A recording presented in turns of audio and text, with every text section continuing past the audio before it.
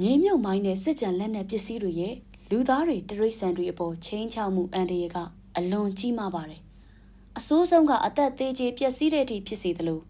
ခန္ဓာကိုယ်အစိတ်ပိုင်းတွေဆုံးရှုံးပြီးမတန်ဆွမ်းဖြစ်တာပြင်းပြင်းထန်ထန်ဒဏ်ရာရတာတွေဖြစ်စေပါတယ်။အဲ့ဒီလိုရုပ်ပိုင်းဆိုင်ရာထိခိုက်မှုတွေတည်းမကပဲအသက်ရှင်ကြံခဲ့သူတွေဟာစိုးရိမ်ထိတ်လန့်တာစိတ်ဖိစီးတာလုံခြုံမှုမရှိသလိုခံစားရတာစိတ်တက်ကြတာစတဲ့စိတ်ပိုင်းဆိုင်ရာထိခိုက်ခံစားမှုတွေလည်းဖြစ်စေပါတယ်။လူမှုဘဝထိခိုက်မှုတွေလည်းရှိပါတယ်။အသက်ရှင်ခဲ့ပေမဲ့မတန်ဆွမ်းဖြစ်သွားတဲ့အခါအိမ်ထောင်ပြုဖို့သားသမီးယူဖို့အလုပ်အကံရဖို့စတဲ့အခွင့်အလမ်းတွေကိုပါကြီးမားစွာတက်ရောက်မှုရှိစေနိုင်လို့ပါ။ဒါကြောင့်မလို့မြေမြုပ်မိုင်းနဲ့စစ်ကြံလက်နက်ပစ္စည်းအန်ဒီရတွေနဲ့ပတ်သက်တဲ့ဗဟုသုတတွေကို